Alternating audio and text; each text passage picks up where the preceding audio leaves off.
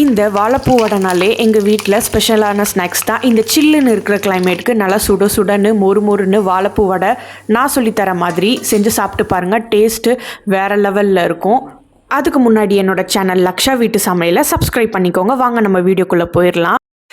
இந்த 2 டம்ளர் அளவு கடலைப்பருப்பு, ஒரு 4 பல்லு பூண்டு, காரத்துக்கு ஏற்ற மாதிரி 7-8 வரமிளகா சேர்த்து 3 மணி நேரம் நல்லா தண்ணி ஊற்றி ஊற வச்சு எடுத்து வச்சுக்கோங்க.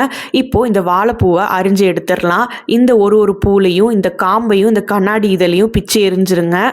இப்போது இது கம்ப்ளீட்டாக 3 மணி நேரம் ஊறினக்கப்புறம் இது வடை பதத்துக்கு அரைச்சி எடுத்துக்கலாம். கொஞ்சம் கொஞ்சமாக மிக்ஸி ஜாரில் போட்டு தண்ணி தெளித்து இந்த மாதிரி வடை பதத்துக்கு கொரன்னு அரைச்சி எடுத்து வச்சுக்கோங்க.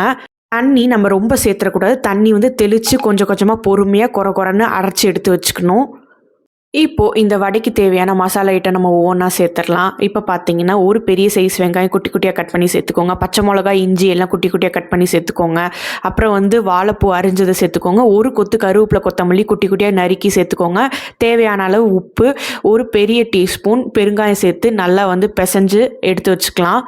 இந்த மாதிரி எல்லாத்தையும் ஒன்று சேர பிசைஞ்சு எடுத்து வச்சுட்டு அடுப்பை பற்ற வச்சுட்டு ஒரு 3/4 லிட்டர் கடலெண்ணெய் ஊற்றி, கடலெண்ணெய் நல்லா எண்ணெய் காஞ்சதும் இப்போ நம்ம வடையை குட்டி குட்டியாக கைக்கு அடக்கமாக இந்த மாதிரி உருண்டை பிடிச்சி ஃபஸ்ட்டு ஒரு பிளேட்டில் ஒரு 7லேருந்து 8 உருட்டி எடுத்து வச்சுக்கோங்க.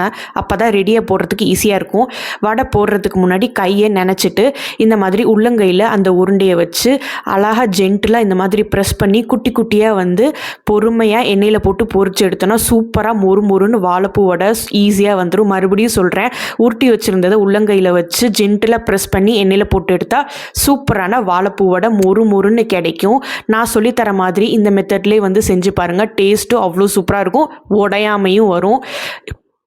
இந்த வாழைப்பூ எண்ணெயில் போட்டதும் மீடியம் ஃப்ளேமில் ஒரு 5லேருந்து 7 நிமிஷம் அதை டிஸ்டர்ப் பண்ணாதீங்க. ஒரு 5லேருந்து 7 நிமிஷம்க்கு அப்புறம் ஜென்டிலாக கரண்டியை வச்சு இந்த மாதிரி திருப்பி திருப்பி போட்டு எடுத்திங்கன்னா சூப்பராக 2 சைடும் ரெட்டிஷ் ப்ரௌன் கலரில் மொறுன்னு வாழைப்பூவோட சூப்பராக ரெடி ஆயிரும். இதுக்கு நல்ல சில்லி சாஸ் வச்சு ட்ரை பண்ணி சாப்பிட்டு பாருங்கள். டேஸ்ட்டு அவ்வளோ சூப்பராக இருக்கும்.